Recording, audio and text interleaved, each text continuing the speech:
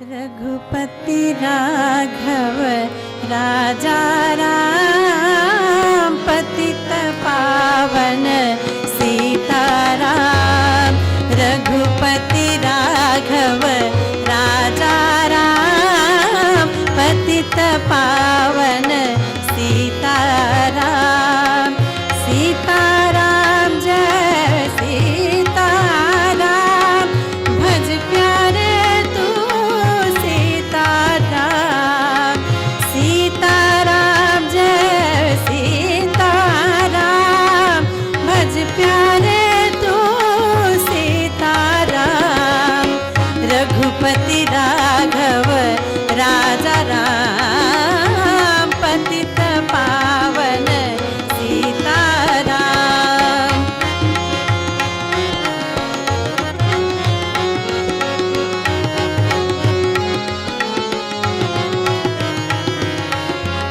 भीर परी भक्तों ने पुकारा, आन हरो प्रभु कष्ट हमारा। भीर परी भक्तों ने पुकारा पुकारा पुकारा। भीर परी भक्तों ने पुकारा, आन हरा प्रभु कष्ट हमारा। तब दशरथ घर जन मेरा, पतित पावन सीताराम।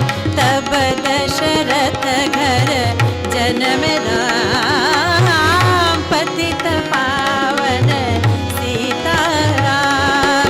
सीताराम जय दास जी की जयंती के अवसर पर यहाँ पधारे सभी विद्यार्थियों और विद्वज्जनों का हार्दिक अभिनंदन। कार्यक्रम का शुभारंभ हम दीप प्रज्वलन से और माल्यार्पण से करेंगे।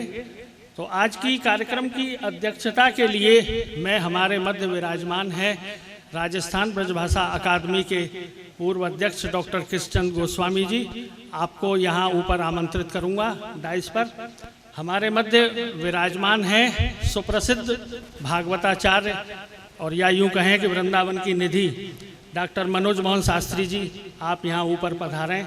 हमारे मध्य विराजमान हैं डॉक्टर राजेंद्र कृष्ण अग्रवाल जी। आप यहाँ मंच पर पधारें।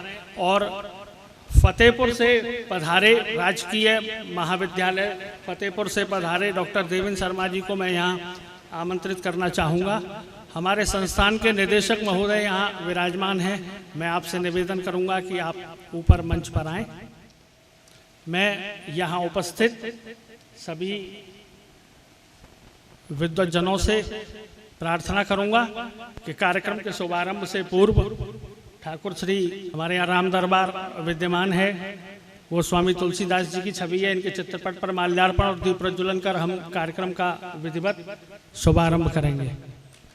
वास्तव में जो रामचरितमानस है, जिसकी व्याप्ति लोक में रामायण के रूप में है, ये भारतीय संस्कृति को, भारतीय चेतना को समझने का विश्वकोश है। इसमें सब कुछ है। तो रामचरितमानस को लेकर गोस्वामी तुलसीदास जी की जो सूक्ष्म दृष्टि रही, वो हमारे भारतीय लोक मन की जो अंतर्मन है, उसका अंतर्दशा है, उसके बारे में गहराई से हमें अवगत कराती है, उसका बोध कराती है। तो इस कार्यक्रम के आरंभ से पूर्व में हमारे मध्य विराजमान है संस्थान के निदेशक महोदय। आपसे निवेदन करूंगा कि वे सभी अतिथियों का पटकार पढ़कर यहाँ स्वागत करने की कृपा करें।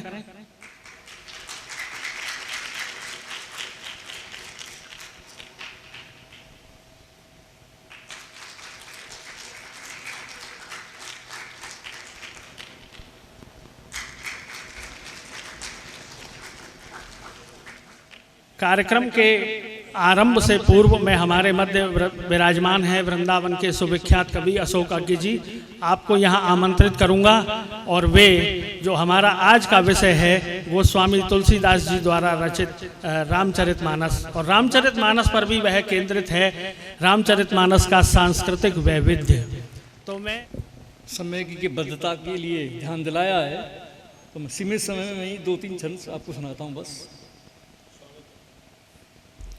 पहले प्रणाम करूं हनुमान जी को और गोस्वामी तुलसीदास जी को कि वेदन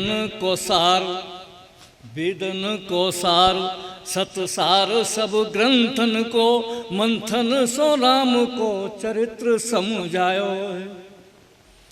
धर्म अर्थ काम मोक्ष दिव्य दृष्टि सो दिखाए मार्ग प्रशस्त कर विश्व को बतायो है। तो ज्ञान की कुदाल सो उतारी बाल की हूँ खाल, ज्ञान की कुदाल सो उतारी बाल की हूँ खाल, ढाल बन भारी कल काल को बचायो है। और मानव के बीच महामानव प्रकट करी तुलसी ने सोते भये जग को जगायो है। एक दूसरा छंद है कि बुद्धि में गणेश शेष चोटी पे विराजमान, ध्यान धरो शारदा को इष्ट नाम गायो है। और भाल पे तिलक लाल हस्तलेखनी संभाल, रामायण महाकाव्य लिख के दिखायो है। वाणी में रसाल दोहा छंद सोरठा कमाल, वाणी में रसाल दोहा छंद सोरठा कमाल, चौपाई विशाल देख हिया हुलसायो है। और 1680 में 80 घाट गंग के ही तीर, हुलसी के तुलसी ने मोक्ष धाम पायो है। और एक अंत में कि अंधकार घोर सब ओर ही समातो यदि, अंधकार घोर सब ओर ही समातो यदि, दिन कर भोर ते ही तम कून खोतो जो। जीवन को कोई और छोर ही न हो तो यहाँ, सृष्टि में न भ्रष्टि कर मेघ मुख दो तो जो। पशु के समान ज्ञान हो तो हर मानव को, पशु के समान ज्ञान हो तो हर मानव को, हृदय में न बुद्धि बीज ब्रह्म यदि बो तो जो।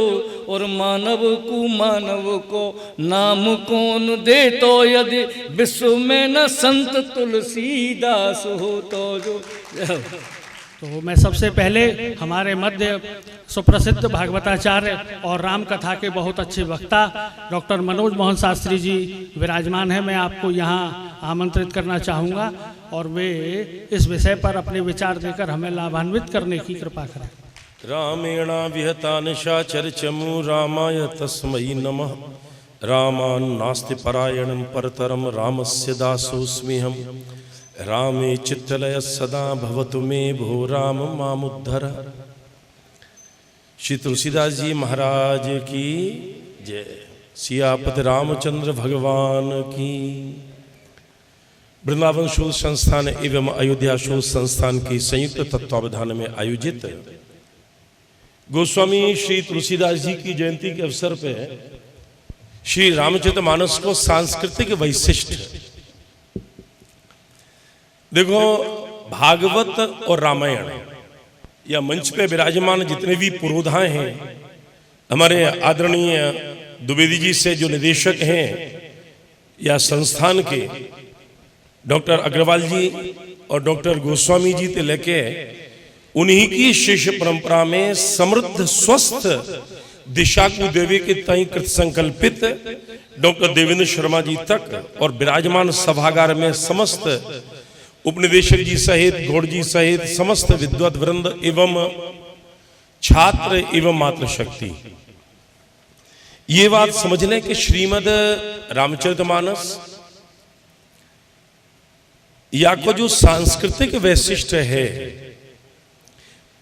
रामचरितमानस भगवान श्री राम को ही श्री विग्रह है। तुलसीदास जी ने कही, बालकांड प्रभु पाए अयोध्या कटमन मोहे, उदर वन्यो आरण्य हृदय किष्किंधा सूहे, सुंदर ग्रीव मुखार बिंद लंका कही गायो, जहि में रावण आदि निशाचर सर्व समायो, उत्तर मस्तक मान हरि एहि विद तुलसीदास भनु आदि बालकांड, अंत उत्तरकांड, आदि अंत लो देखिए श्री मन मानस राम तनु।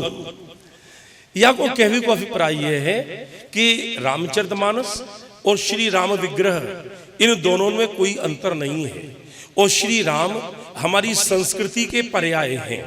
यदि कोई ये कहे कि आपकी भारतीय संस्कृति क्या है, तो बातें कोई वाद विवाद करने की आवश्यकता नहीं है। केवल रामचरितमानस को ग्रंथ वाकु समर्पित कर दो और केवल ये कह दो भैया जाए पढ़ ले, और ये है हमारे भारत की संस्कृति, और ये है हमारे भारत की संस्कृति को वैशिष्ट। गजब की बात तो एक ये है, आज तुलसी जयंती वृंदावन शोध संस्थान में या को आयोजन, और सबसे बड़ी बात यह है कि राम है तो सूर्यवंशी, लेकिन अपने संग में चंद्र नाम जोड़ के श्री रामचंद्र कृपाल भजमन। और मजे की बात यह है कि आज चंद्रयान तृतीय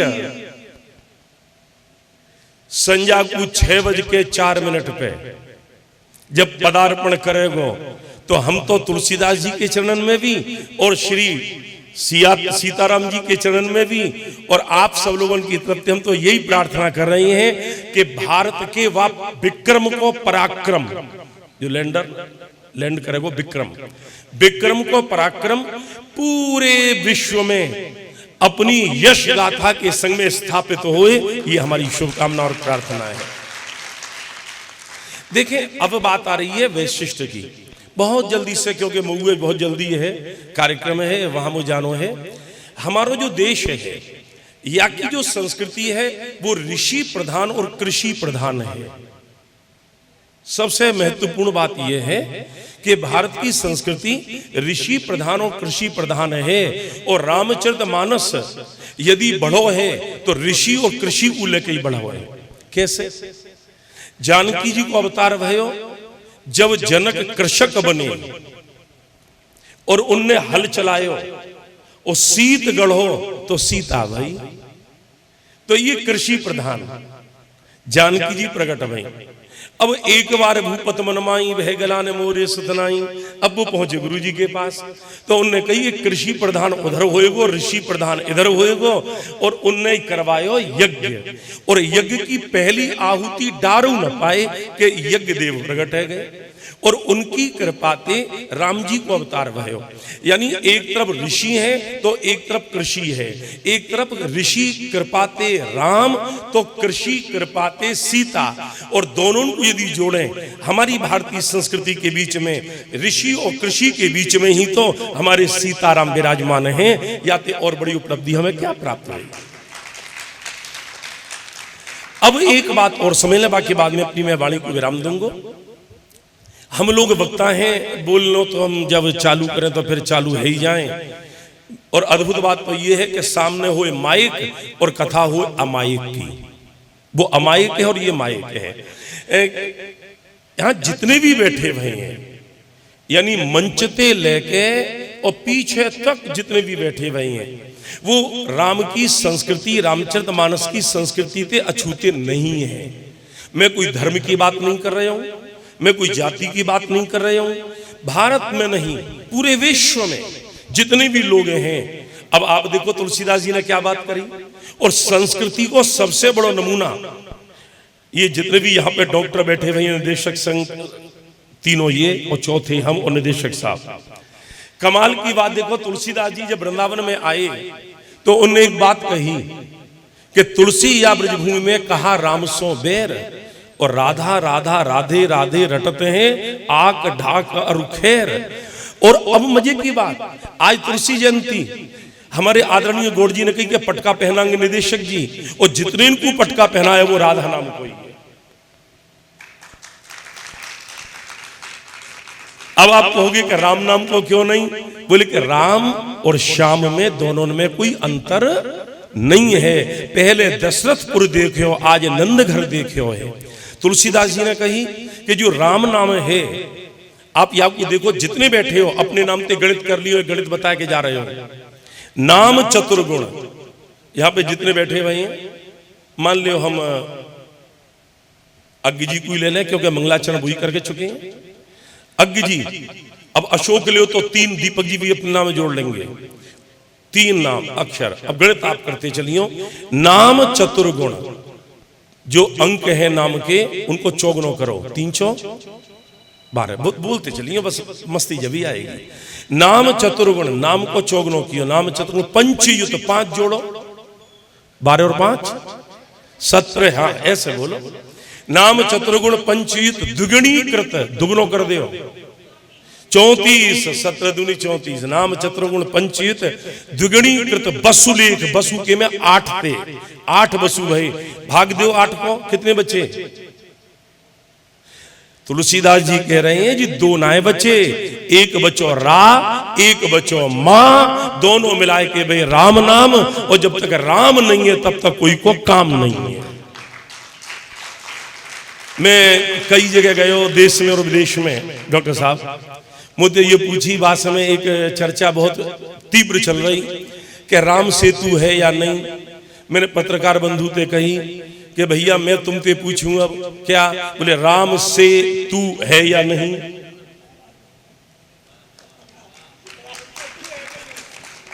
तुमने कही कि राम सेतु है कि नहीं, मैंने पूछ रही कि राम सेतु है कि नहीं, यदि राम निकले तो तू रहेगो कि नहीं। तो कहने को मतलब ये है, ये मैंने 3 करे अपने अपने नामे कर लियो। जैसे कोई व्यक्ति को नाम एक अक्षर को है, नाम चतुर्गुण 4, पंचयुत 9, दुगुणीकृत 18, 8 को भाग 16, बचे 2। अपनी गणित करते चलियो, 4 को नाम को चौगुनो करियो, 5 जोड़ियों, दुगुनो करियो, 8 को भाग दे दियो। तो ये संस्कृति, रामचरितमानस की संस्कृति भारत की संस्कृति है ही और रहेगी। राम केवल त्रेता युगी नहीं है, कबीर के राम अलग हैं, घटघटवासी राम अलग हैं, लेकिन रम्यो राम सब जगत में तुलसी यही विषेक। ये कहते हुए मैं वाणी को विराम देता हूं। बहुत ही सुंदर, सारगर्भित, प्रभापूर्ण और सरस उद्बोधन आदरणीय डॉक्टर मनोज मोहन शास्त्री जी का। हमारे मध्य यहाँ विराजमान है डॉक्टर राजेंद्र कृष्ण अग्रवाल जी। आप मथुरा से पधारे हैं। आप न केवल संगीत के बहुत अच्छे जानकार बल्कि भारतीय संस्कृति की जो विविधताएं हैं उसके अनेक पक्षों के बहुत अच्छे जानकार हैं। और समृद्ध मंच पर उपस्थित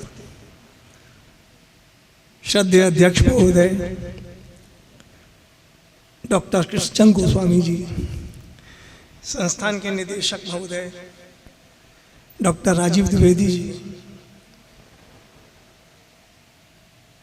और अभी जो मेरे से पूर्व वक्ता थे अपने डॉक्टर मनोज मोहन शास्त्री जी और डॉक्टर देवेंद्र शर्मा जी, मंचासीन हमारे हैं, और समुपस्थित सभी मेरे भाई बहनों और प्यारे बच्चों, आज हम सब लोग यहाँ तुलसी जयंती के कार्यक्रम के लिए उपस्थित हैं। उस तुलसी की जयंती के कार्यक्रम के लिए जिसका आविर्भाव एक ऐसे समय में हुआ जबकि ये धर्मप्राण देश भारत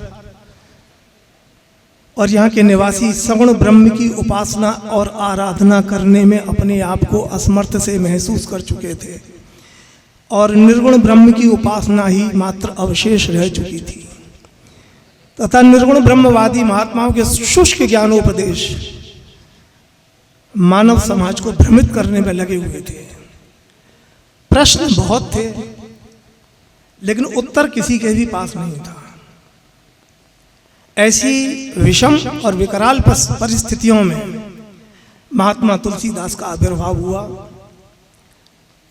और उन्होंने अपनी उन समकालीन परिस्थितियों को निरख और परख कर अपने को राम में रमाया और स्वांतः सुखाए रघुनाथ गाथा लिखी। लेकिन साथ में उन्होंने ये भी कह दिया कि गाथा तो स्वांतः सुखाई लिखी है मैंने, लेकिन ये गाथा नाना पुराण निगमागम सम्मत है, यानी समस्त वेद पुराण उपनिषद आदि का शास्त्रों का सबका उसमें सार निहित है। यही कारण है कि जो उन्होंने गाथा लिखी वो भले ही स्वांतः सुखाई लिखी, उनका कोई लोभ लालच उसमें नहीं था, लेकिन चूंकि हमारे वेद पुराण उपनिषद हमारे सारे शास्त्र कभी कुछ गलत लिखे ही नहीं, इसलिए उनका सबका जो सार तत्व था उस रामचरितमानस में उन्होंने जो उड़ेला, उससे आज तक हम लोग अपने संस्कारों को, अपनी संस्कृति को, अपनी सभ्यता को सिंचित करने में लगे हुए हैं। ये महात्मा तुलसीदास ही थे जिनकी रामचरितमानस में पग पग पर हमारे को मार्गदर्शन मिलता है। और हम चाहे पढ़े लिखे हों, बिना पढ़े लिखे हों, अनपढ़ गंवार हों और अनगढ़ हों, कैसे भी हों, हमको उससे एक सीख मिलती है। और वो सीख ये मिलती है कि हमें परिवार में, अपने समाज में, अपने रिश्तेदारों के साथ, नातेदारों के साथ, अपने भाई बंधुओं के साथ और चराचर जीव जंतुओं तक के साथ क्या व्यवहार करना चाहिए, क्या हमारा धर्म कहता है, क्या हमारे कर्तव्य कहते हैं, राजा का प्रजा के साथ सबका कैसा आपस में एक दूसरे के साथ व्यवहार होना चाहिए, ये सीख हमें रामचरितमानस देती है। अब जब मैंने बालकांड पढ़ा तो मेरे को लगा कि जब बच्चे का जन्म होता है तो हम लोग बड़ी खुशी मनाते हैं। आज भी जब हमारे यहाँ रामचरितमानस का पाठ होता है तो जैसे ही आता है भय प्रकट कर पाला दीन दयाला कौशल्या हितकारी, है ना, तो हमारी माँ, दादी, नानी वगैरह बोल देती हैं, बड़ी बूढ़ी बैठी होती है, कहती थी अरे लाओ, थारी लाओ, थरिया लाओ, बेलन कुछ लाओ, बेला बेला लेके कुछ बजाओ। मैंने एक बार ये पढ़ा था बचपन में कहीं, मुझे लेकिन याद नहीं आ रहा कि मैंने किस ग्रंथ में पढ़ा था, कि जिस समय भगवान राम का जन्म हुआ था उस समय मादिलरा बजा था। और ये जो थाली बजवाई जाती है, मुझे लगता है वो मादिलरा से ही ये थाली ली गई है और तभी से वो प्रथा चली चली आ रही है। मादिलरा एक वो वाद्य है जो एक मटका जैसा हो, रख लीजिए आप, घड़ा जो होता है कलश जैसा मिट्टी का, उसको रख लीजिए और उसके ऊपर उल्टी कांसे की थाली रख दीजिए। मेरे पास वैसा मटका भी है और कांसे की थाली भी है, पूरी बहुत विशाल अच्छी खासी। और उसको जब हम डंडे से पीटते हैं तो वो वाद्यंत्र मादिलरा बन जाता है। और इससे संबंधित मेरे एक शिष्य ने मेरे से पूछ करके अपना एक आर्टिकल भी लिखा, वो जब यहाँ दैनिक जागरण में काम करता था, प्रकाश गौड़, उसने उस पर, लेकिन गलती ये होती है कि मैं उनको बोल रहा हूँ फोन पे मादिलरा और उन्होंने मान लो लिख दिया माटिलरा। ऐसी मेरा एक इंटरव्यू है, उसमें उन्होंने जगह जगह माटिलरा नाम दे दिया है उसको, माटिलरा नहीं मादिलरा है वो चीज। और एक मादिलरा वो वाद्य है, एक मांदल है जो मैंने यहाँ शोध संस्थान में, ममता जी को मालूम है, जो मैंने यहाँ भेंट किया हुआ है, वो मांदल है जिसको मैं छत्तीसगढ़ से लाया था, वहाँ के आदिवासी इलाके से। वो बड़ा दुर्लभ वाद्य है आदिवासियों का, और उस वाद्य का भी राम जी से संबंध है, क्योंकि जब भगवान राम वनवास काल में रहे तो वो दंडकारण्य वन था जहाँ उन्होंने बहुत समय बिताया, और वहाँ की जितनी गुफाएं वगैरह हैं वो सब भगवान राम के नाम पर, माता सीता के नाम पर, अथवा उनके जो परकर के लोग हैं उन्हीं के नाम पर वहाँ गुफाएं बनी हुई हैं। दूसरा उसका संबंध ये भी है उस स्थान का, दंडकारण्य वन वाला, जिसको हम मैं नाम भूल रहा हूँ, एक उसका क्षेत्र को बोला जाता है, गूंजा करके कुछ है, इसमें नाम भूल रहा हूँ, अभी बता दूंगा। तो वो जो क्षेत्र है वहां का वो वाद्य है, और अच्छा खाली भगवान राम का ही संबंध नहीं है, उसका कौरव और पांडवों से भी संबंध है। तो ये जो मादल वाद्य है ये भगवान राम के समय में भी वहां बजता रहा और भगवान कृष्ण के समय में भी वहां बजता रहा। और दूसरी विशेषता ये कि उस जगह की कि आज तक वहां के जो आदिवासी हैं उन लोगों ने ऐसे ऐसे प्रयोग किए हैं कि अगर रामानुज शरण सिंह जो वहां के अंतिम शासक थे, अंतिम राजा थे, जो 1917 से 1947 तक वहां के राजा रहे, वो खुद भगवान राम के ही वंशजों में हैं, जिनके नाम पर के वो रिकॉर्ड है। आप गिनीज बुक उठाइएगा तो पता चल जाएगा, विश्व में सर्वाधिक बाघों का, शेरों का, चीतों का, इनका जो शिकार किया गया था वो रामानुज शरण सिंह के द्वारा किया गया था। लगभग 1594 उन्होंने बाघों का शिकार किया था। तो मेरे दिमाग में जब मैंने ये चीज पढ़ी थी आज के 20, 25, 30 साल पहले, तो मेरे दिमाग में ये गया कि कोई एक व्यक्ति ऐसे कैसे बिना किसी की मदद के शिकार कर लेगा। तो आपको आश्चर्य होगा, मेरा रिसर्च वहां तक पहुंच चुका है कि मैं ये सिद्ध कर सकता हूं कि जितने भी शिकारी भी हुए तो इन्होंने जो शिकार किया वो अपनी चतुराई से नहीं किया। उन शिकारों को करने के पीछे भी जो वहां के आदिवासी लोग थे, जनजातीय लोग थे, उन्होंने कुछ ऐसे वाद्य यंत्र बनाए थे और बजाए थे जिनके कारण ये हिंसक पशु वहां तक आ जाते थे और वो उनको गोली से मार देते थे। तो केवल एक जगह ऐसी आती है वहां, जब होता है कि गगन विमल संकुल सुरजू था, गावहीं गुण गंधर्व बरू था, विष बरसहीं सुमन सुअंजुल साजी, गहे गए गगन दुंदुभी बाजी। उस समय ये वाद्य यंत्र बजवाए गए हैं और झांझ मृदंग शंख सहनाई, भेर ढोल दुंदुभी बजाई, बाजहें बहु बाजने सुहाए, जहें तहें जुबते ने मंगल गाए। तो ये उन्होंने वहां उसमें बालकांड में उल्लेख किया है। अब दूसरे उल्लेख सारे जितने आते हैं, देखिए कहाँ आते हैं कि धनुष भंग होने के बाद जब जयमाल का वर्णन आता है तो वो लिखते हैं, पूर्व और व्योम बाजने बाजे, खल भय मलिन साधु सब राजे, नाचें गावें विबुध बटूती, बार बार कुसुमांजलि छूटी, जहें तहें विप्र वेद धुन करहीं, बंदी बिरदावली उच्चरहीं, अति गहे गहे बाजने बाजे, सबे मनोहर मंगल साजे, जूथ जूथ मिल सुमुख सुनैनी, करें गान कल कोकिल बयनी, गावे मंगल मंजुल बानी, सुन कल रव कल कंठ लजानी, गावे सुंदर मंगल गीता, ले ले नाम राम और सीता। बच्चों यहाँ गीता से मतलब गीता जी का नहीं है, गीता का मतलब गानों के गाने से है, गीतों को गाने से है। फिर क्या है कि वहां जब स्त्रियां इतनी गायन कर रही हैं तो वहां बहुत भारी आवाज हो रही है चारों तरफ से, और भीड़ का आलम यह होता है जब वो बारात जाने को होती है कि अगर कोई उसमें, तुलसीदास जी कहते हैं कि अगर कोई वहां एक पत्थर भी फेंक दे उसमें तो पत्थर का चूर्ण बन जाएगा, रेती जैसा वो पत्थर हो जाएगा। तो गर्जे गज घंटा धुनि घोरा, रव रथ रव बाज हिंस चहु ओरा, निदर घनई घुर्म रही निशाना, निज पर आए कछु सुनई न काना, गावत गीत मनोहर नाना, अति आनंद न जाए बखाना, सुमिर राम गुरु आयुष पाई, चले मही पत शंख बजाई। तो इस तरीके से, ये तो चूंकि बहुत लंबा है तो मैं इसको पूरा नहीं पढ़ सकता, ये तो जब छप जाएगा आप लोग पढ़ सकते हैं इसको। लेकिन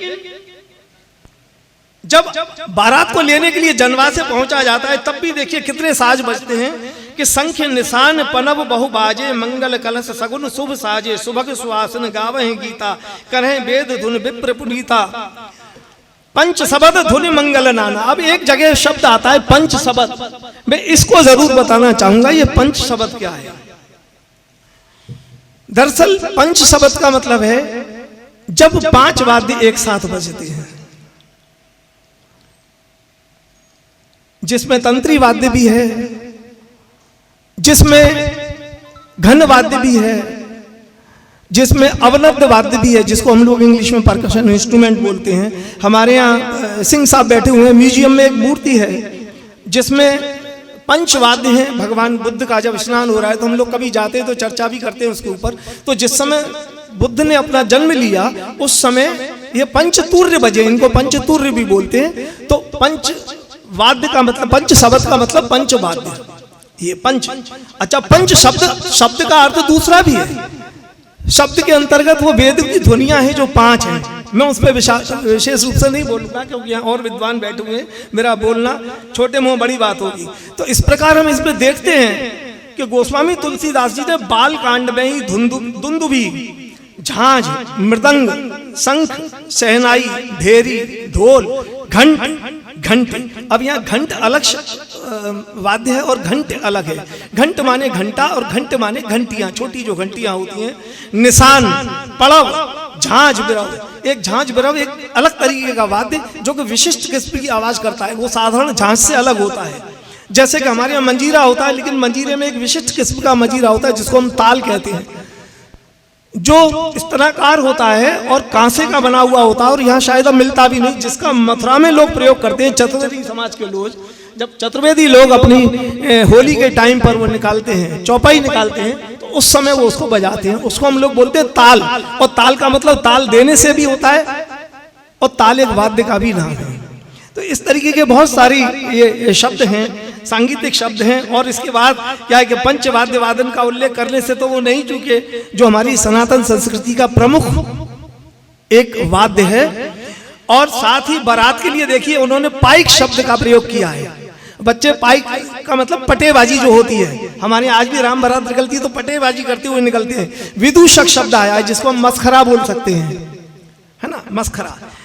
नाक नटी यानी अप्सराएं, इनका गायन होता है। बजनिया, बाजे वाले जो होते हैं उनको उन्होंने बजनिया कहा है। अब ये चूंकि एक छोटे से व्याख्यान में इतनी सब आनंद नहीं आ सकता, आनंद तो तब आए जबकि इसके ऊपर चर्चा हो, 8, 10, 12 घंटे हो, केवल 2-4 लोगों को सुना जाए, 2-4 लोग अपने मन की बात कहें और वो सब हो। मेरा तो केवल इतना निवेदन है कि शोध संस्थान ऐसी संगोष्ठियां करता रहे और हमें मंच पे ऐसे बोलने का आनंद रही, आपस में हम सब लोग गोल घेरे में आकर के बैठे और फिर आपस में एक दूसरे से कुछ ज्ञान प्राप्त करें। मुझसे बहुत अपराध हुआ वो, इतने बड़े बड़े विद्वान वक्ताओं के बीच में मैंने धृष्टता की है, उसके लिए क्षमा चाहता हूँ। धन्यवाद। इसी व्याख्यानमाला की इसी कड़ी में मैं हमारे मध्य फतेहाबाद से पधारे, राजकीय महाविद्यालय फतेहाबाद से पधारे डॉक्टर देवेंद्र शर्मा जी को यहाँ आमंत्रित करूँगा और वे अपने विचारों से हमें लाभान्वित करें। वर्णानाम और संघानाम रसनानाम छंसापि मंगलानम च कर्तारौ वंदे वाणी विनायकौ, वंदे वाणी विनायकौ। आज के इस कार्यक्रम की अध्यक्षता कर रहे, बहुज्ञता से अनुप्राणित और पांडित्य से निमज्जित परम पूज्य श्रद्धेय doctor Krishnachandra Goswami ji, मंचासीन doctor Manoj Mohan Shastri ji, doctor Rajendra Krishna Agarwal जी, वृंदावन शोध संस्थान के निदेशक द्विवेदी जी, बड़े ही तन्मयता के साथ में संचालन कर रहे महोदय, और इस सभागार में उपस्थित शिक्षाव्रत साधक, मातृशक्ति और हिंदी हितैषी, मानस मराल जो यहाँ सभी उपस्थित हैं, आप सभी को मैं प्रणाम निवेदित करता हूँ, नमस्कार निवेदित करता हूँ। आज से लगभग 500 वर्ष पहले ब्रज की इस दिव्य भूमि पर अपने भाई नंददास के साथ में गोसाई तुलसीदास जी बिहारी जी की ड्योढ़ी पर खड़े थे और अपने आराध्य भगवान श्री राम को मन में धारित करते हुए एक अलौकिक और अद्भुत योग वहां उनके मन स्थिति में व्याप्त हुआ कि का वर्णौ छवि आज को भले बने हो नाथ, तुलसी मस्तक तब नवे धनुष बाण ल्यो हाथ। आज गोस्वामी तुलसीदास जी की इस जयंती में, इस कार्यक्रम में हम सभी जो यहाँ एकत्र हुए हैं, ये एक बड़ा ही सुंदर आध्यात्मिक महोत्सव इसे कहा जा सकता है।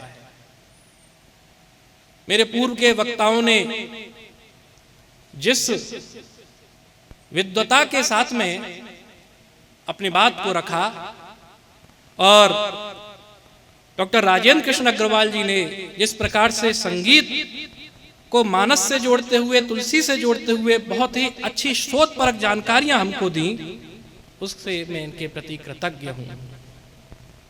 डॉक्टर मनोज मोहन शास्त्री जी ने जो सूत्र हमें सुझाए कि राम सेतु, तो अद्भुत था। यह मौलिकता थी, यह सोच की मौलिकता हमको बताती है कि हिंदी का समाज, हमारी भाषा अलग प्रकार से सोचने की हामी है। हम E = MC² वाले नहीं हैं, हम हर एक चीज में अपनी दृष्टि से, अपनी मौलिकता से जोड़ करके देखने वाले हैं। विषय से ना भटकते हुए, जिस हेतु मुझे यहाँ पर आदेश हुआ है, निर्देश हुआ है उपस्थित होने का, उसी को लेकर के अपनी बात कहूंगा। हिंदी का विद्यार्थी हूं तो वहीं से बात रखता हूं। एक बड़े प्रसिद्ध गीतकार हुए वीरेंद्र मिश्र, उन्होंने कहा है, गीत तुलसी ने लिखे, आरती सबकी उतारी, राम का तो नाम है, गाथा कहानी है हमारी। वस्तुतः जिनकी हम चर्चा कर रहे हैं जिस कवि को हम यहाँ पर पढ़ने बैठे हैं, सुनने बैठे हैं, उन पर चर्चा करने बैठे हैं, वो एक सामान्य व्यक्तित्व को धारण करके असाधारणत्व को प्रदान करने की सामर्थ्यवान की क्षमता रखने वाले कवि हैं। अभी मुझसे पहले राजेंद्र कृष्ण अग्रवाल जी ने कहा कि तुलसी जिस युग में पैदा हुए थे वो विसंगतियों का युग था। करने के लिए कार्य सबसे ज्यादा वही होता है जहां विसंगतियां होती हैं। अगर सुसंगतता होती तो शायद तुलसी के पास में इतनी आवश्यकता नहीं थी उनको कार्य करने की। अग्नि पुराण कारने की बात कही है कि अपारे काव्य संसारे वह कवि रे वह प्रजापति यथा रोचमत विश्व तदेव परिवर्तते। इस अपार काव्य संसार का जो ब्रह्मा है, प्रजापति है, वह कवि है। जो अपूर्णता है वो उसको अपने आदर्शों के माध्यम से, अपने वैचारिकता के माध्यम से पूर्ण करने की चेष्टा करता है, पूर्ण करता है। तुलसी के युग की विसंगतियों की बात मैं कर चुका हूं। साखी शब्दी दोहरा कही कीनी उपघान, भगति निरूपई भगत कली निंदई वेद पुराण का युग था वह। हम उस समय उपस्थित नहीं थे। समय के साक्षी कौन थे? महाप्रभु वल्लभाचार्य, जो क्या कहते हैं, मिलेक्षाक्रांतेषु देशेषु। देश मिलेक्षाक्रांत है, गंगा आदि तीर्थों को भ्रष्ट किया जा रहा है। इस प्रकार की विद्रूपताएं जब व्याप्त थीं, जहां कनफटे जोगी आकर के निर्गुण का विभत्स प्रचार कर रहे थे, तो दूसरी ओर धर्मांतरण आदि के माध्यम से इस्लाम अपना तांडव को दिखा रहा था। ऐसे समय में लोक रक्षणकारी प्रवृत्तियों का सुष्ठु समावेश करते हुए राम के ऐसे स्वरूप को हमको प्रदान करते हैं। राम तुलसी जिनमें एक तरफ शक्ति है, एक तरफ शील है और एक तरफ सौंदर्य है। शक्ति, शील और सौंदर्य से समन्वित ऐसा चरित्र युगों युगों में जन्म लिया करता है, युगों युगों में अंतर्भूत होता है, जो हमको मानस में देखने को मिलता है, मानस कार्य करता है। तुलसी का उद्देश्य स्पष्ट था। कीरति भनत भूत भल सोई, सुर सरि सम सब कहे तो हुई। वो कविता, वो यश, वो धन किस काम का? जो गंगा की तरह से परोपकार, दूसरों के कल्याण के लिए, लोक मंगल के लिए काम ना आ सके। यही कारण है कि तुलसी का पूरा के पूरा काव्य लोक मंगल और समन्वय की विराट चेष्टा से आपूरित है, समन्वित है। जिस संस्कृति की, भारतीय संस्कृति की हम बात कर रहे हैं, और जो संस्कृति हमें रामचरितमानस के अंदर व्याप्त दिखाई देती है, उस संस्कृति के मूल में यही समन्वय की विराट चेष्टा है जो तुलसी ने वहां पर मानस में प्रस्तुत की है। ये बहुत बड़ा विषय है। श्री रामचरितमानस में सांस्कृतिक वैशिष्ट्य, कई ऐसे स्थल हैं जहां पर ये चीजें देखने को मिलेंगी, ऐसे प्रसंग देखने को मिलेंगे जहां भारतीय संस्कृति की भास्वरता देखने को मिलती है। हमारे हिंदी के एक बड़े छायावादी कवि हुए पंडित सूर्यकांत त्रिपाठी निराला। उन्होंने 1938 ईस्वी में तुलसीदास जैसा एक कविता लिखी, एक प्रबंध लिखा, जिसके अंदर जब वो लिखने बैठते हैं तुलसीदास को, तो उस युग को भी याद करते हैं, अपने संघर्षों को भी देखते हैं और कहते हैं, देश काल के सर से बिंद कर वह जागा कवि अशेष छविधर। ये देश काल के सर से बिंद करके जागा जो कवि है वो कौन है? वो गोस्वामी तुलसीदास है।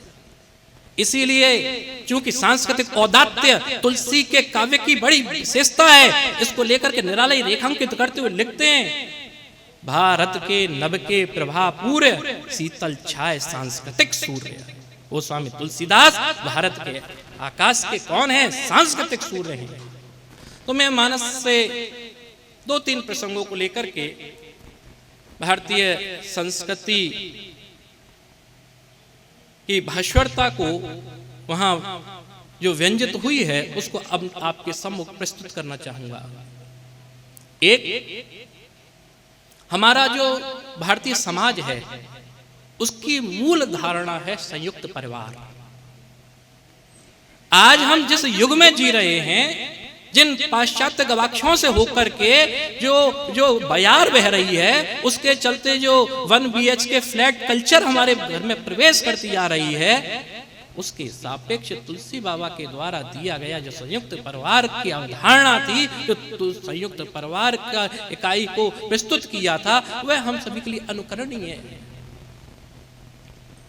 आज जब भाई से अपनी जमीन को लेकर के, जायदाद को लेकर के कलह की स्थिति में है, वहां तुलसी भरत जैसा भाई को रचते हैं और स्वयं भरत के चरित्र को व्याख्यायित करते हुए भारतीय सांस्कृतिक मूल्यों को उसमें अंतर्भूत करते हैं और कहते हैं कि भरत कौन है? विश्व भरण पोषण कर जोई ताकर नाम भरत असुर।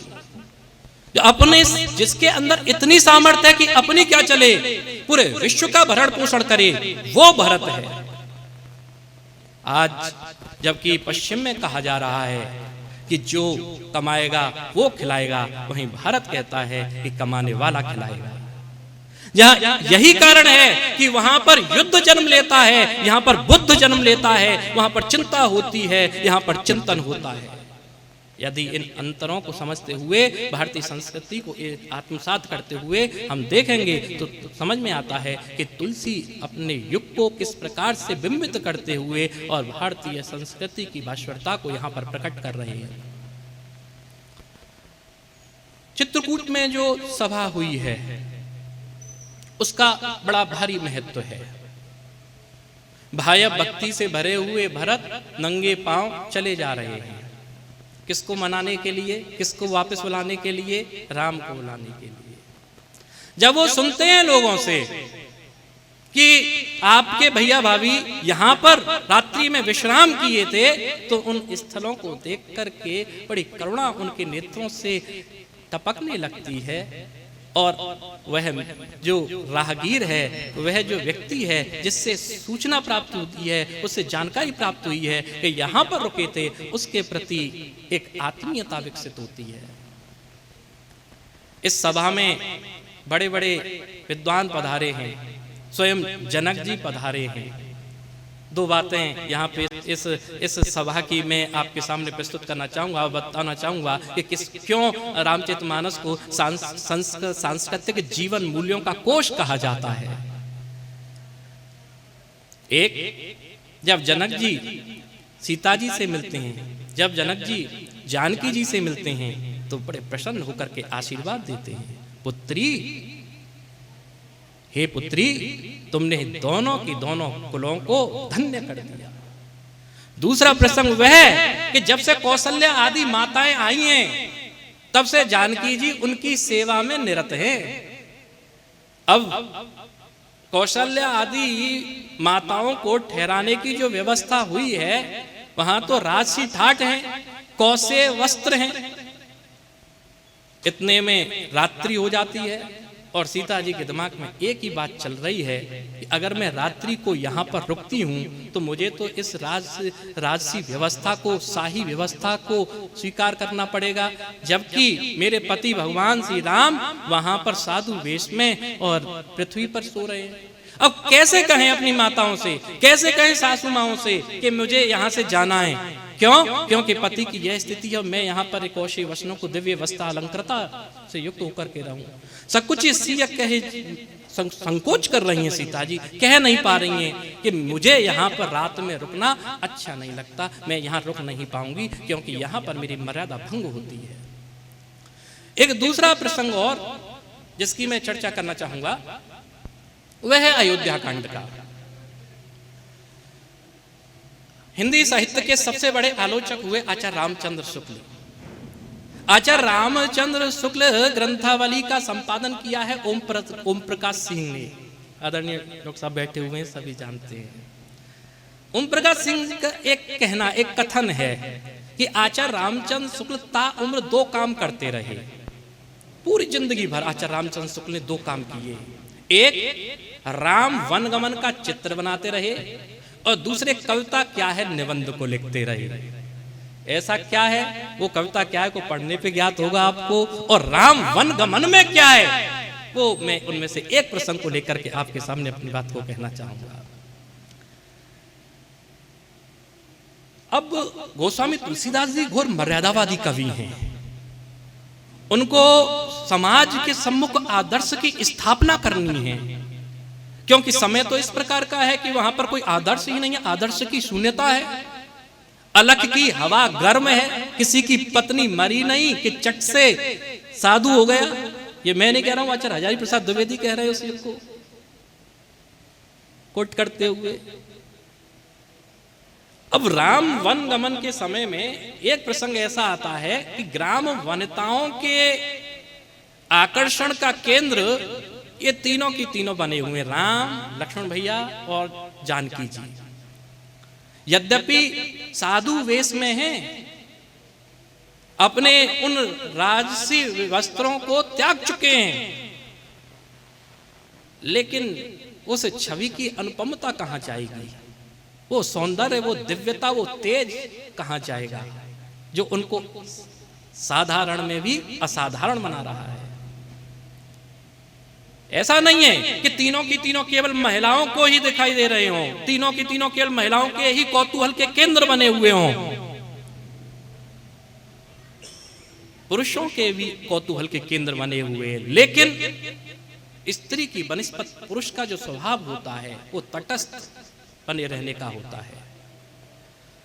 ग्राम वनिताओं के मन में यह समस्या है कि ये कौन है और केंद्र में कौन है, भगवान श्री राम। ये प्रश्न अब पूछना चाहती हैं, जानना चाहती हैं कि ये कौन है। अब ये इतना तो उनपे महिलाएं हैं तो साधारण सी बात है, महिला महिला से ही प्रश्न पूछेगी, तो जानना तो चाहती है राम के बारे में, लेकिन प्रश्न पूछ रही हैं सीता जी से कि कोटि मनोज लजावन हारे, सुमुखी कहो को आही तुम्हारे। देखिएगा जरा, ये प्रश्न का बड़ी मार्मिक है। मार्मिक स्थलों की पहचान आचार्य रामचंद्र शुक्ल ने सबसे बड़ी प्रबंध काव्य की विशेषता बताई है, और तुलसी के अंदर यह प्रतिभा बहुतायत मात्रा में थी कि कोटि मनोज लजावन हारे, सुमुखी कहो को आही तुम्हारे, करोड़ों काम देवों को लज्जित करने वाले हे सुंदर मुख वाली, ये तुम्हारे कौन हैं। प्रश्न किया है ग्राम वनिताओं ने, ग्राम की स्त्रियों ने। किसके प्रति? राम के प्रति। किससे? सीता जी से। अब सीता जी इस प्रश्न को सुनकर के, जानकी जी इस प्रश्न को सुनकर के बड़ी द्वंद्व की दशा में हैं। उन्होंने अपने नेत्रों को झुका लिया है और मंथन कर रही हैं, पादाग्र विलोचन करते हुए चल रही हैं, समझ नहीं पा रही हैं क्या जवाब दूं, क्या जवाब नहीं दूं। ये कहूं कि ये मेरे पति हैं तो मर्यादा जाती है, और जवाब नहीं दूं तो ये सोचेंगी देखो कितनी अहंकारी है कि जवाब नहीं दे रही है। कोटि मनोज लजावन हारे, सुमुखी कहो को आही तुम्हारे। तब सीता जी को एक उपाय सूझता है, और वो शुरुआत उत्तर की जो करती हैं वो अपने देवर लक्ष्मण से करती हैं। सहज स्वभाव सुभग तनु गोरे, नाम लखन लघु देवर मोरे।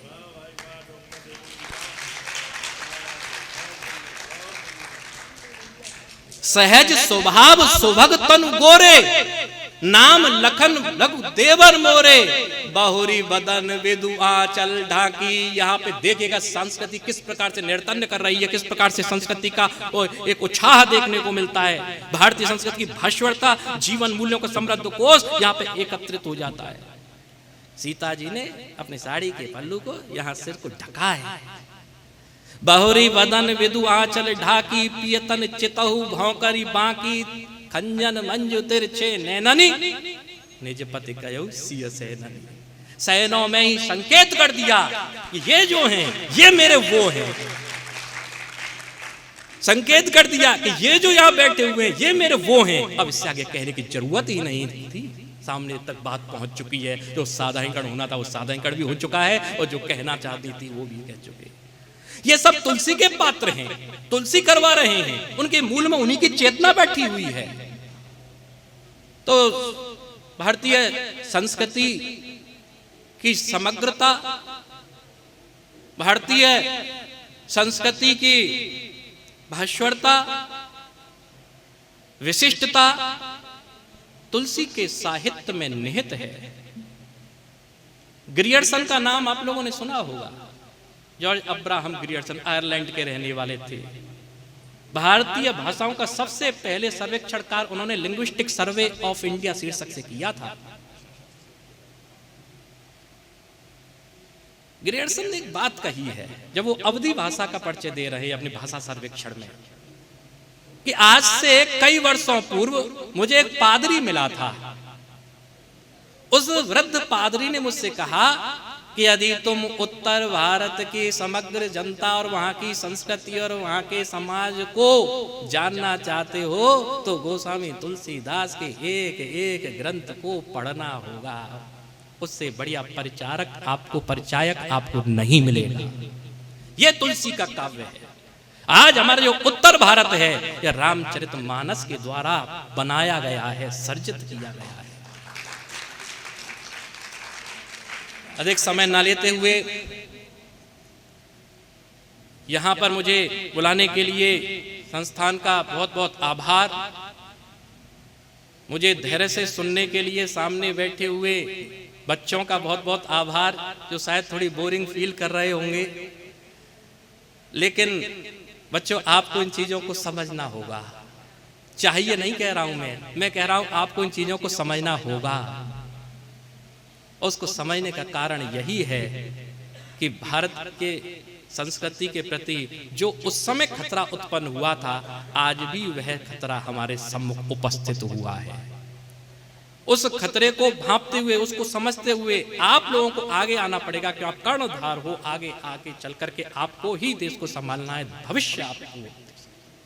जैसे कि डॉक्टर मनोज मोहन शास्त्री जी ने कहा, और हम सभी की प्रज्ञा आज दिमाग का चेतना में आज मिशन चंद्रयान तृतीय चल रहा है। और जैसे अभी थोड़ी देर पहले बात हो रही थी, वो स्वामी जी कह रहे थे कि बिल्कुल चिंता करने की आवश्यकता नहीं है, आराम से उतर जाएगा और उतर करके जो शोध कार्य करने हैं वो कार्य होंगे। मुझे गर्व होता है यह कहते हुए कि आज भारत चौथे नंबर का विश्व का चौथा देश बन जाएगा। हमारे प्रधानमंत्री नरेंद्र मोदी साहब ने 2047 को भारत को विकसित होने का संकल्प लिया है। इन संकल्पनाओं के साथ में मैं यह कहते हुए जयशंकर प्रसाद के शब्दों में कि राम छोड़कर और की जिसने कभी ना आस की, रामचरितमानस कमल जय हो तुलसीदास की। विराम। अब मैं हमारे मध्य विराजमान कार्यक्रम की संगोष्ठी की अध्यक्षता कर रहे डॉक्टर कृष्णचंद्र गोस्वामी जी को यहाँ सादर आमंत्रित करूँगा कि वे यहाँ मंच पर आएं और विषय से हमें लाभान्वित करने की कृपा। वंदे नंदव्रज स्त्रीणां पादरेणु अभीक्ष्णशः यासां हरिकथोद्गीतं पुनाति भुवनत्रयम्। सर्वप्रथम वृंदावन की इस पवित्र भूमि को मैं प्रणाम करता हूँ। आज के इस तुलसी जयंती के अवसर पर आयोजित सारस्वत अनुष्ठान मेरे से पूर्व जिन वक्ताओं ने विषय के भिन्न भिन्न पक्षों को स्पर्श किया, उनमें मेरे अनुज और श्रीमद् भागवत के साक्षात शुक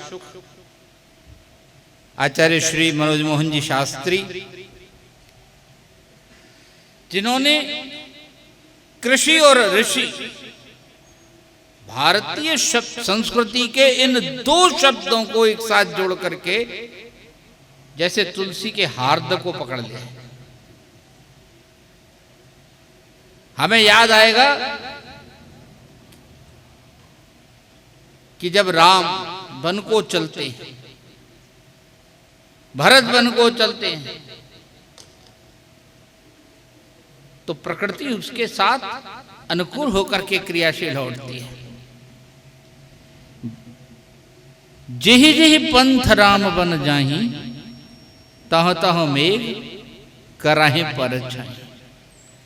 यह जो प्रकृति के साथ भारत का संबंध है, ये प्रकृति कृषि से भी जुड़ती है और ये प्रकृति ऋषि से भी जुड़ती है। राजेंद्र जी ने बहुत सारे संगीत से जुड़े पक्षों का स्पर्श किया।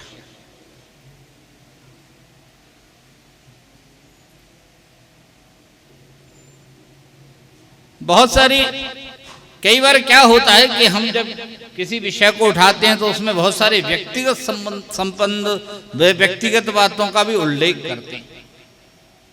हम किससे मिले, किसने कहा, क्या कहा, कब कहा।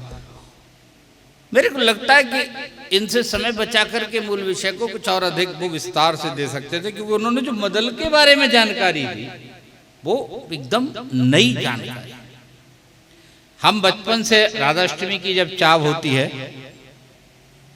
तो एक बधाई गपती है स्वामी जी के जन्मोत्सव के अवसर पर चाव के साथ, जिसमें इस मदल के शब्द का प्रयोग है। मैं सोचता था ये मदल है क्या। आज राजेंद्र जी की कृपा से पहली बार ये पता चला कि मदल इसे कहते हैं।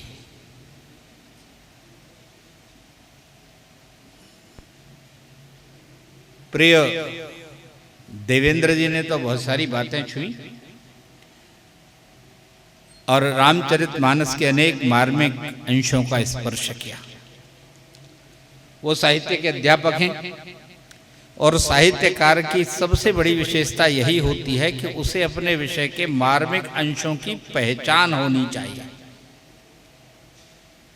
आचार्य शुक्ल की ग्रंथावली के उल्लेख करते हुए उन्होंने कहा कि संपादक ने शुक्ल जी के बारे में ये कहा कि शुक्ल जी जीवन में दो ही काम करते रहे, एक राम वन गमन के चित्र बनाते रहे और दूसरे कविता क्या है निबंध लिखते रहे। मित्रों, राम वन गमन अयोध्या कांड का वो हिस्सा है जिसे मैं मानस का हृदय कहता हूं। माता की आज्ञा हो गई है, पिता अपने वचन को तोड़ने के लिए कटिबद्ध हैं, प्राण देने को तैयार पड़े हैं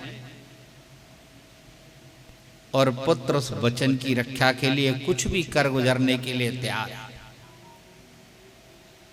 सीता से राम कहते हैं कि वन बड़ा पहाड़ की जगह है, इसमें तुम्हें बड़ा कष्ट होगा, कंकड़ लगेंगे, कांटे मिलेंगे, पथरीली जमीन मिलेगी, कहां जाओगे, बहुत कठोर है। सीता पूछ लेती है कि बात तो आप ठीक कह रहे हैं, मैं सुकुमार नाथ बन जोगू, तुम ही उचित तप मोह भोगू। किसी ने पूछा कि ये क्या हुआ जिसके बाद राम जी चुपचाप बंद अपनी बात भाषण देना, सीता को समझाना बंद कर दिया राम जी ने और कहा देवी चलो तैयार हो जाओ। एक रामायण के बहुत बड़े आचार्य राम किंकर जी उपाध्याय, उनका आपने नाम सुना होगा, उन्होंने एक बार इस पंक्ति को खोला कि ये सीता ने कौन सा तीर छोड़ा जिससे राम की बोलती बंद हो गई।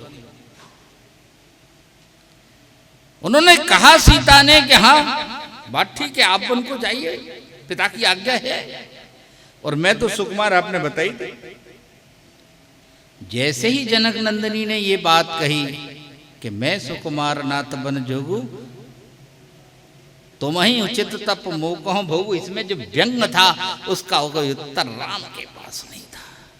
राम किंकर जी कहते हैं कि जब राघवेंद्र सरकार के चरण सीता दबाती थी तो खुद राघवेंद्र सरकार इतने सुकोमल थे कि सीता की उंगलियां उनके पैरों पर छप जाया करती थी।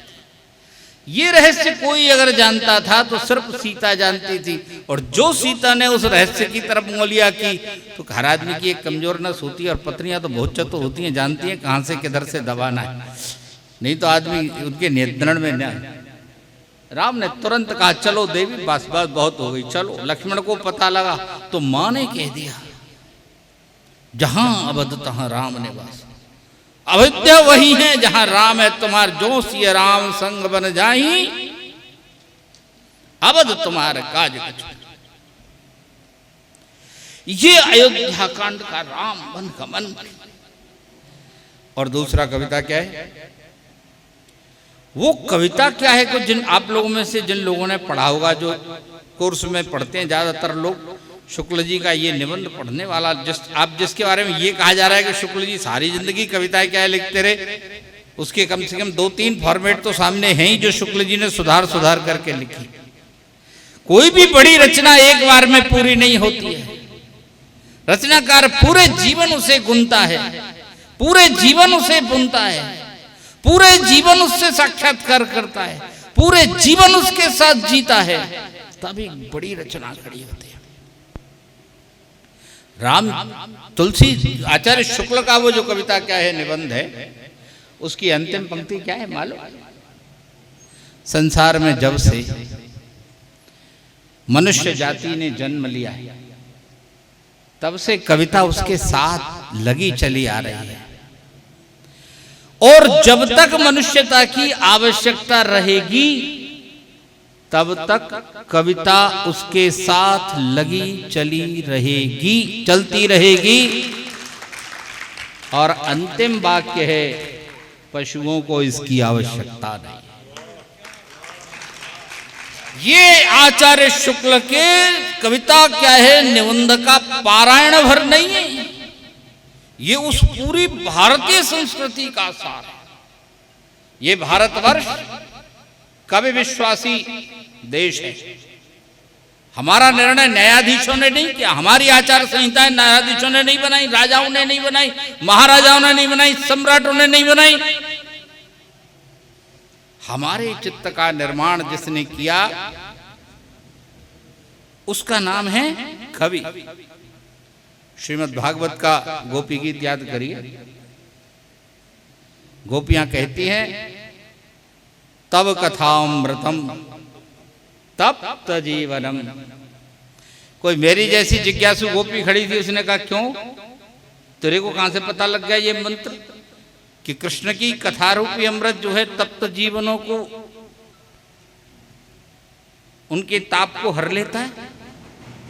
तुरंत गोपी ने कहा, कवि विरीडितम कल्मषापहम। कवि कहता है ये बात व्यास ने कही, ये बात सुखदेव जी ने कही, ये कवि ने कही है। भारतवर्ष इस बात में विश्वास करता है। हमारे जीवन के जितने मूल्य, हमारी संस्कृति का जितना निर्माण है, आपको एक बात कहता हूं, हमारे पास संस्कृति शब्द का मूल कृति शब्द से बना है। कृति के करने वाले को कर्ता कहते हैं। कृति के करने वाले को कर्ता कहते हैं। जो कर्ता की प्रथम कृति है उसे प्रकृति कहते हैं। कर्ता, स्वामी हरिदास लिखते हैं, कहीं श्री हरिदास कर्ता किया सो भया, अचल सुमेर चला। कर्ता किया सो भया। ये कृति वाला जिस कुछ को रचता है वो प्रकृति को रचता है, लेकिन संस्कृति को कवि रचता है। संस्कृति की रचना के काम का संपादन कवि के हाथ से होता है, कवि के चित्त से होता है। इसीलिए कालिदास ने कहा कि नाना पुराण निगमागम सम्मतम यत्।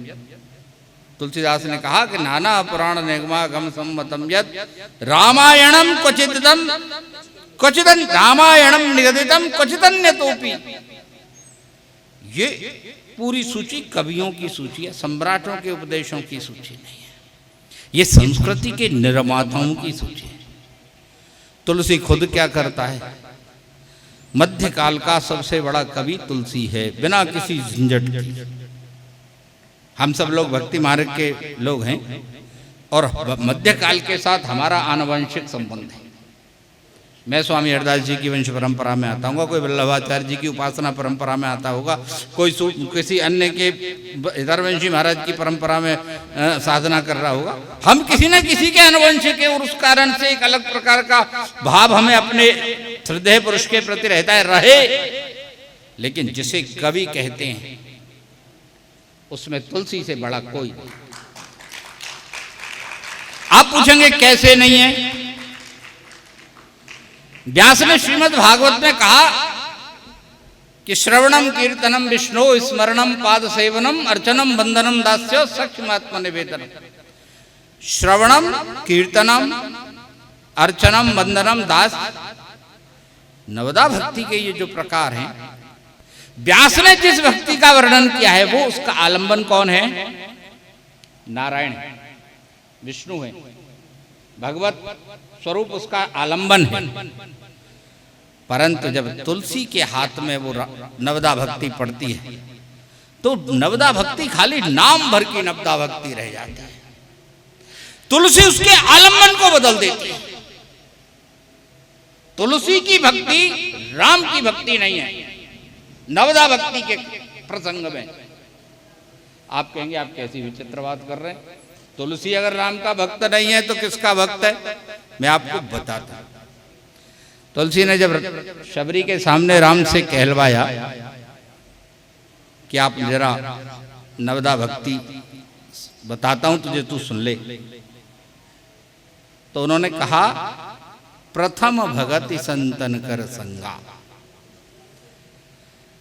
सत्संग पहले, इसमें आलंबन आराध्य है, उसको ध्यान में रख करके सत्संग हो रहा है। दूसरी रति मम कथा प्रसंगा, ये श्रवण है। तीजी भगति सेवा, चौथी भगति अमान। ये जो सेवा और अमानता है, सेवा तक तो आराध्य केंद्र में है, उसके अनुसार चलना है, लेकिन सेवा के बाद तुलसी ने आराध्य को बदलना शुरू कर दिया। वो भगवान को छोड़ के भक्त पर आकर टिक गया। अमान किसको होना है? भक्त को। मान रहित प्रभु को नहीं होना है। अब तुलसी ने बजाय राम की तरफ देखने के मनुष्य से कहा कि देख रहे अपनी तरफ देख और अपने में तू क्या क्या परिवर्तन कर सकता है, कर दिखा चमत्कार। यही असली भक्ति है। अगर तू एक अच्छा मनुष्य नहीं बन सकता है तो तू भक्त कहलाने का अधिकार ही नहीं रखता। चाहे सारे दिन माला फेर, खूब चंदन तिलक लगा, खूब मंदिरों में धक्के खा, खूब भीड़ कर, कोई लाभ नहीं होने वाला। पहले ये देख कि तू क्या है। तुलसी कहते हैं मंत्र जाप मम दृढ़ विश्वास, कहते हैं मेरा नाम जप करो। पंचम भजन सु वेद प्रकाशा, ये भी मंत्र जाप के साथ ही जुड़ा हुआ है। अब छठे से शुरू देखिए तुलसी क्या शुरू करता है। छठ दम शील विरत बहु कर्मा, निरत निरंतर सज्जन धर्म। ये भक्त को करना है, घंटरिया नहीं बजानी है, हे राम नहीं पुकारना है, मंदिर में परिक्रमा नहीं देनी है, कुछ नहीं करना है। क्या करना है? सज्जन धर्म का पालन करना है। सज्जन धर्म का पालन कैसे होगा? आगे कहता है सातम, उसकी पहली शर्त है सातम सम मोहि सब मोहिमय जग देखा। सातवीं भक्ति है सब में मुझे देखना, किसी ऊंच नीच छुआछूत भेदभाव नहीं स्वीकार। इसे भगवान को नहीं करना है इसमें कुछ, भक्त को इसमें भगवान है ही नहीं बीच में। भक्त का अपना ही परिमार्जन हो रहा, अपनी ही सफाई कर रहे हैं तुलसीदास बैठ के। बोले बैठ के पहले अपने को ठीक करो, राम तो मिल जाएगा। 8वें में कहते हैं आठम जथा लाभ संतोषा, जो मिल जाए उसी में संतोष। मैं एक बार फिर स्वामी हरदास जी को स्मरण करता हूं, जिन्होंने सबसे कठोर शर्त धन पर लगाई। कहें श्री हरिदास मीच जो आवे त्यों धन है आप। जैसे मृत्यु आती है उस तरह से धन आए, केवल उतना धन अपनाए, बाकी मत वंचे रे तिल तिल धन को, अन मांगो आगे आवे को, जो पल लागे पल को। कहें श्री हरिदास मीच जो आवे त्यों धन। ये धन यथा लाभ संतोषा, जो आ जाए वही लाभ है, उसी में संतुष्ट रहना। ये भी भक्त को करना है, इसमें भगवान को कुछ नहीं करना। और अंतिम पंक्ति तो गजब, नवम सरल सब सन छल हीना। ये जो अंतिम पंक्ति है, मम भरोस ही हरख न दीना, सुख और दुख दोनों से उत्तर हो करके जो कुछ कर रहा हूं मैं कर रहा हूं, मैं ठीक ही कर रहा हूँगा, ये भाव मन में है। इतनी अगर तैयारी हो गई है तो फिर बाकी घंटरी बजी के नहीं बजी, नहाए के नहीं नहाए, धोए के नहीं। जड़भरत जी महाराज के बारे में तो कहते हैं कि सालेग्राम पे 1-1 इंच मिट्टी जम जाती थी, उन्हें होश ही नहीं रहता था पुरोहाश्रम में कि कब पूजा हुई और कब नहीं हुई। वो तो मृग का बालक न मिला होता तो किसी दूसरे रास्ते भरत जी महाराज चले जाते। वो आने इधर थे, जड़भरत जी का ज्ञान हमें भवाट भी सुननी थी, इसलिए वो मिल गई। ये वो स्थिति है जो करता है, जो प्रकृति का निर्माता है। भगवान प्रकृति बनाता है, कवि संस्कृति बनाता है, और उन कवियों में सबसे बड़ा कवि भारतवर्ष का तुलसी। आप देखिए कि जब से तुलसी का रामचरित शुरू हुआ उसके बाद वाल्मीकि राम कथा बंद हो गई। नाम भर रह गया है, कविंदुम नवम वाल्मीकम यस्य रामायणी कथा, केवल नाम भर रह गया। आपको वाल्मीकि की रामायण होती सुनाई नहीं पड़ेगी। सब जगह रामचरितमानस के अखंड पाठों की गूंज से भारत ही नहीं विश्व भी गूंजा। जो लोग अंग्रेजों के द्वारा और गिरमिटिया बना करके सूरीनाम, तमिलनाड वगैरह वगैरह ले जाए गए, उनके साथ उपनिषद नहीं गए, वेद नहीं गए, संहिताएं नहीं गई, रामचरितमानस का गुटका गया। उसी से उन्होंने वहां पर भारत की सृष्टि कर ली, भारतीय संस्कृति का पुनरुज्जीवन कर लिया, अपने समाज को बचा लिया। इसलिए मैं कहता हूं कि रामचरितमानस भारतीय संस्कृति का बीज ग्रंथ है। तुलसी ने इसके लिए क्या नहीं किया, इतिहास को संशोधित कर दिया। ये उठाओ पटको इसको एक तरफ। श्रीमद् भागवत बताती है, रामायण वाल्मीकि जी कहते हैं कि धनुष टूटा, अयोध्या संदेश गया, लोग आ गए, बारात निकली, ब्याह हुआ, 5-6 महीने में खूब आनंद लिया जनकपुर में, और जब विदा होकर के चले तो रास्ते में परशुराम जी मिले। भागवत में भी यही है, महाभारत में रामचरित्र में भी यही है, कालिदास के रघुवंश में भी यही है। जहां जहां रामचरित्र है वहां परशुराम बाद में आए। तुलसी ने उठा के इस इतिहास को संशोधित कर दिया। धनुष तोड़ते ही पहले बाबा तू आ जा, और बाबा को 2 घंटे मल्लई करा के और पराजित करके और हटा के बालकांड का लगभग 1/3 हिस्सा, 334 या 36 उसमें दोहे हैं, उनमें से 1/3 सवा के करीब दोहे ऐसे हैं जिनमें तुलसी ने राम के विवाह को रचा। वर्तमान काल में मनुष्य के जीवन का सबसे बड़ा उत्सव विवाह रह गया है, सांस्कृतिक कर्म विवाह ही रह गया है। और तो हम पूरे सब अपने सारे संस्कारों को भूल गए, और वो भी अब बचा हुआ है। ये जो नई कल्चर शुरू हुई है होटल वाली, वो भी खत्म हो लिया, सब खत्म हो रहा है। उस बता दीजिए, जब विवाह करने बैठते हैं तो लोग क्या कहते हैं पंडित से, जल्दी कर। ये जो जल्दी कर है, ये जल्दी कर आज कर रहे हैं, क्योंकि आज हमारा अपनी कल्चर पर ध्यान ही नहीं है। हम भी माता पिता के रूप में पहले दिन A फॉर एप्पल सिखाते हैं, अब का कबूतर कहाँ खिलाते हैं, इसलिए जिम्मेदार हम ही हैं। हमारा कोई बच्चा भारतीय संस्कृति से, हिंदी से परिचित हो जाए, इसकी हम चिंता करते रहते हैं कि हो नहीं जाए। मेरे से एक बार किसी ने कहा, मेरे बहुत ही निकट के रिश्तेदार ने कहा, यहीं के कहा कि बच्चों को पढ़ाने चाहता हूँ, कोई बताइए बढ़िया इसको। मैंने कहा कि ये सरस्वती बाला जो विद्यालय मथुरा में, उस पे गोवर्धन रोड पे, वहाँ करा दीजिए। तो उसने मालूम है क्या कहा, आप कल्पना करिए। उस मित्र ने कहा, वो वैसे तो ठीक है, पर वो है वही नमस्ते जी भाई साहब वाला। आइए, ये उत्तर था, ये सच्ची घटना बता। उन्हें सबको हाय वाला चाहिए। अब ये जो अभी गड़बड़ हो रहा है, इसे माता बहनें संभालें तो भले ही संभालें, पर माताएं भी कार्यक्रम में से रिला देंगी घर में जाके। तो मम्मी के खबरदार जो मैया कह दी, आज का छोरा मैया कह दे तो मैया रोज मारे पकड़ के डंडा दे, क्या पापा, भले ही पापा डेड हो गए, हालत खराब है, इसे बचाइए। पर इसका संदेश भी तुलसी से ही निकलेगा, जिन्होंने उस परम कठिन स्थिति में, जब निराला कहता था अस्तमित हाय आज रे सूर्यमंडल अस्त होने वाला है, संस्कृति का सांस्कृतिक सूर्य अस्त होने वाला है, उस स्थिति में तुलसीदास ने इसको खड़ा किया है। हारने की जरूरत नहीं है। ये भारतवर्ष चमत्कारों का देश है। आजकल हम विज्ञान में भी जो कुछ कर रहे हैं ना, उस पर यूरोप वालों के ही दिमाग में दम है, बल्कि यूरोप को ही हम ही लोग चला रहे हैं। जरा भारत सरकार हमारे पढ़े लिखे बच्चों को यहीं लगा दे। प्रतिभा का जैसा अद्भुत उन्मेष भारतवर्ष के बालक में और भारतवर्ष के रक्त में होता है, दुनिया के किसी क्षेत्र में आज तक नहीं हुआ, चाहे किसी दृष्टि से आप देख लीजिए। और उसका प्रतिनिधित्व तुलसीदास करते हैं, उसका प्रतिनिधित्व आज का अवसर करता है। आज की ये तुलसी जयंती करती है, रामचरितमानस का सांस्कृतिक वैशिष्ट्य करता है, और इन्हीं सब के साथ वो हमें बार बार रचता है। जब हमें जीवन में ठोकर लगती है, तब तुलसी बाबा की कोई चौपाई आके हमारी उंगली थाम लेती है, हमें गिरने से बचाती है, हमें बिखरने से बचाती है। इन्हीं शब्दों के साथ मैंने कुछ ज़्यादा समय लिया हो तो क्षमा प्रार्थना सहित।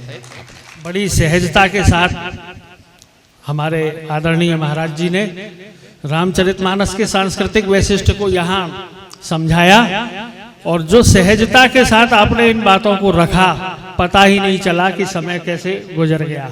ब्रज का तो भाव ही सहजता का है, मायरी सहज जोरी प्रकट भई, और महाराज जी उसी परंपरा से है जो केलीमाल की परंपरा है। तो अब मैं यहाँ बिना समय गवाए, हमारे संस्थान के निदेशक महोदय यहाँ विद्यमान हैं, आपसे निवेदन करूँगा कि वे यहाँ सभी अतिथियों का और यहाँ कार्यक्रम में पधारे सभी प्रबुद्ध जनों का आभार व्यक्त करने के लिए, धन्यवाद ज्ञापन करने के लिए यहाँ पधारें। और इसके बाद हम जो है कार्यक्रम का विसर्जन करेंगे, आगे दर्शन लाभ करते हुए सुंदरकांड पाठ का। श्रद्धेय गोस्वामी जी, डॉक्टर शास्त्री, डॉक्टर देवेंद्र शर्मा जी और श्री राजेंद्र कृष्ण अग्रवाल जी और सभागार में उपस्थित विद्वज्जन, मेरे सहकर्मी और छात्र और छात्राओं, बहुत अच्छा आज परिचर्चा हुई, बहुत अच्छा है। कई नई चीज़ों से सामना हुआ। जीवन के आपाधापी में बहुत सी चीज़ों की ओर ध्यान नहीं जाता है, लेकिन ऐसे मौक़ों पे जब आप एकाग्रचित्त होते हैं और अगर कोई सामने बोल रहा हो तो आपके मन में बहुत सी हलचल मचती है और आप खुद भी बहुत सी चीज़ों का खोज कर लेते हैं, बहुत सी चीज़ों की खोज कर लेते हैं। हालांकि अध्यक्षीय भाषण हो चुका है और अध्यक्ष जी की आज्ञा से मैं भी 2 लाइन कुछ बोलना चाहता हूँ।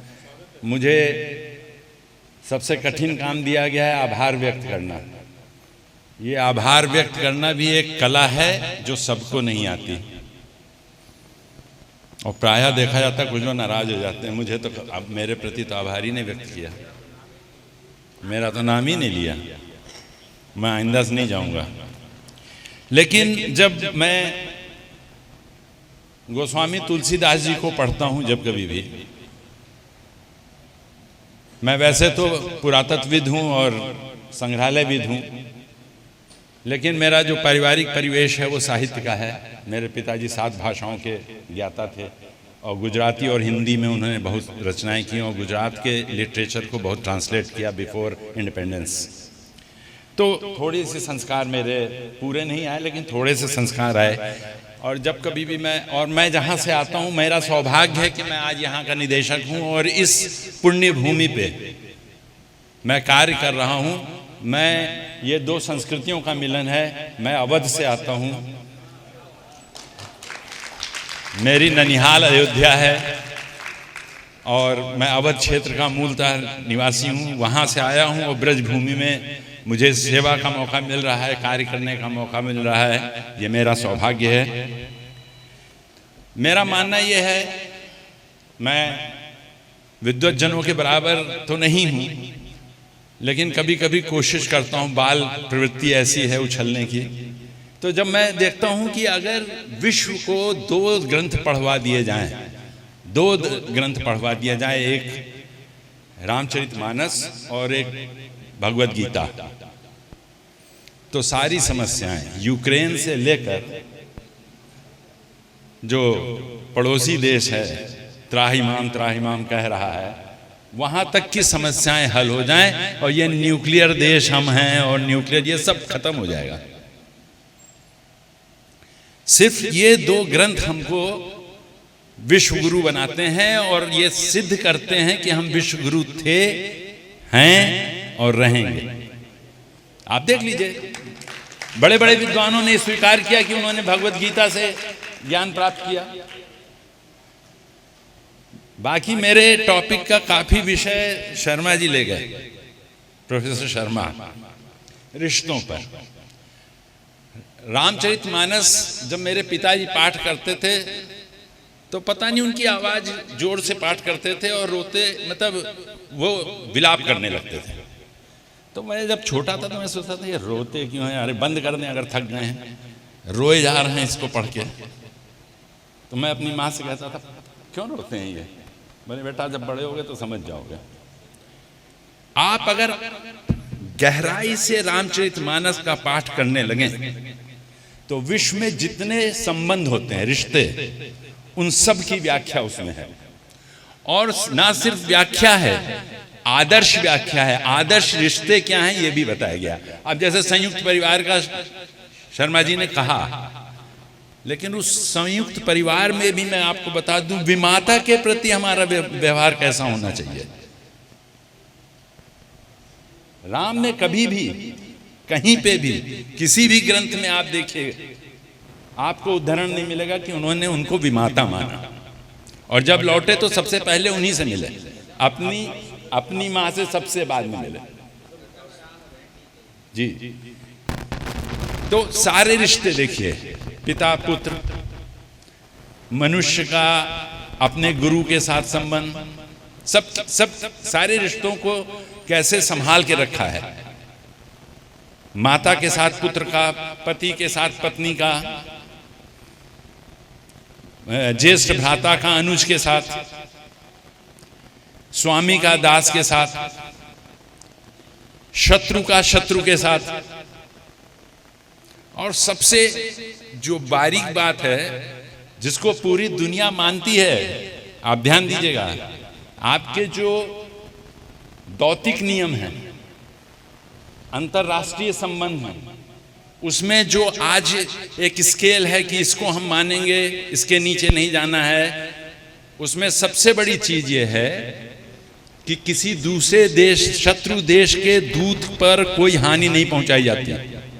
उनको ये कहा जाता कि आप जाइए, उनको निकाल दिया जाता है, लेकिन शारीरिक हानि नहीं पहुंचाई जाती। इसका भी मर्म वहीं से आता है, इसका भी संदेश वहीं से आता है।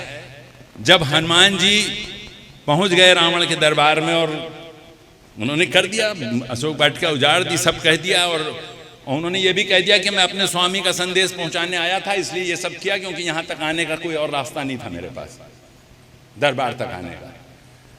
और उन्होंने ज्ञान भी दे दिया कि सब कुछ छोड़ो, माता जी को वापस करो, हाथ जोड़ लो, वो बहुत क्षमाशील है, क्षमा कर देंगे, अपने प्राण बचाओ। तो वो तो अहंकारी था। तो ये एक संदेश भी है कि अहंकार बहुत नुकसान पहुंचाता है। वो अहंकारी था, उसने कहा अच्छा रुको अभी हम तुम्हें मारते हैं। तो उन्होंने कहा मारो इसको जरा। तो देखिए वहां पे भी भीषण आते हैं और हाथ जोड़ के कहते हैं नाय शीस करि विनय बहुता, नीत विरोध न मारहि दूता। ये विश्व को संदेश हमने दिया। ये जो दौतिक संदेश है ये हमने दिया कि दूत को नहीं मारा जाता, इसीलिए अंगद भी लौटा और हनुमान जी भी लौटे। तो ये संदेश हमने दिया। सारे रिश्तों को की तो व्याख्या कर दी शर्मा जी ने। मुझे ये दूत वाला सबसे अच्छा लगता है कि कहा ना ये ना करो। तो रामचरितमानस ज्ञान का भंडार है। राम किंकर जी का जिक्र आया, उनको सुनने लगिए तो आप सुनते ही रहेंगे। और उनकी व्याख्या गजब की व्याख्या करते थे। वो एक कंकड़, एक कंगन पे घंटों व्याख्या होती थी। सीता जी ने जो उतार के दिया हनुमान जी को कि लो भाई चिन्हासी ले जाओ, हमारा चिन्ह ले जाओ, उस पे राम किंकर जी का मैंने सुना था, बड़ा लंबा व्याख्यान था, 1 घंटे से ज्यादा का व्याख्यान था। तो हमारे पास हमारा एक अज्ञानता नहीं कहेंगे, उधर की ओर ध्यान नहीं दिया जाता है। अभी आपाधापी में हम भौतिक जगत की ओर इतना चले गए हैं कि हम छोटी छोटी बातों पे ध्यान नहीं देते। हमको किसी देश की तरफ नहीं देखना है, किसी तरफ नहीं देखना। अगर हम अपने अंदर झांक लें, अपने ही साहित्य को पढ़ लें, अपने ही चीज़ों को अगर समझ लें, तो हम विश्व के गुरु हैं, आज भी हैं विश्व के गुरु। और 47 तक तो पहुंचाने का कृत संकल्प ले लिया हम लोगों ने, तो वो तो हमको पहुंचाना ही है। आने वाली पीढ़ी पहुंचाएगी, इनके कंधों पे ये जिम्मेदारी हम देंगे। और निश्चित रूप से हम नहीं होंगे, लेकिन जहां भी होंगे वहां से हम देखेंगे कि अगर यही 2 ग्रंथ हम पढ़ लें और बच्चों को पढ़ाएं। अभी मुझे अफसोस ये होता है कि हमारे अवध क्षेत्र में पहले अखंड रामायण बहुत होती थी, अब वो धीरे धीरे खत्म होता जा रहा है। रामलीला गायब होती जा रही है, उसकी जगह खाली दुर्गा पूजा होने लगी है। तो ये एक जो है, हमें लौटना चाहिए, एक बार रामलीला की तरफ भी लौटना चाहिए और अखंड रामायण की भी तरफ लौटना चाहिए। इसी बहाने हम अगर 2 चौपाई भी हमारे दिमाग में रुक गई तो वो हमारा कल्याण करेगी। अब मैं सबसे कठिन कार्य करने जा रहा हूँ, जिसमें शब्दों का चयन बहुत आवश्यक होता है, बहुत सावधानी से करना होता है। तो मैं गोस्वामी जी का, शास्त्री जी का, अग्रवाल साहब का, शर्मा जी का हृदय से आभार व्यक्त करता हूं और आशा करता हूं कि भविष्य में भी संस्थान को आपका ये स्नेह, आप इस स्नेह से हमें सिंचित करते रहेंगे। और मंच के अतिरिक्त सभा कक्ष में उपस्थित जितने विद्वज्जन हैं, हमारे सहकर्मी हैं, मीडिया के लोग हैं, ये स्कूल के बच्चे हैं, जिनके हाथ में हमारे भारत का भविष्य है, इन सब का मैं हृदय से, हृदय की गहराइयों से धन्यवाद ज्ञापित करता हूँ। थोड़ा बोरिंग हुआ होगा तुम लोगों के लिए बेटा, लेकिन जब तुम जैसे जैसे बड़े होगे वैसे वैसे तुम्हारी समझ में आएगा कि तुम कितने धनी हो, कितने रिच हो, तुम्हारे पास कितने सांस्कृतिक धरोहर हैं, कितना साहित्यिक धरोहर है, जिसको तुम अगर किसी एक को भी पढ़ोगे तो तुम्हें सच्चा मनुष्य कैसा होता है, अच्छा इंसान कैसे बनाया जाता है, ये प्राप्त होगा। इसलिए आप लोगों ने धैर्य से सुना सबको। मैं फिर से एक बार हृदय से धन्यवाद ज्ञापित करता हूं और आशा करता हूं कि भविष्य में भी जब कभी भी हम आपको बुलाएं तो आप लोग यहाँ पे फिर एकत्र हो जाएं, क्योंकि आपका सानिध्य हमको अमृत की ओर ले जाता है, हमें पुष्पित पल्वित होने का अवसर देता है। धन्यवाद।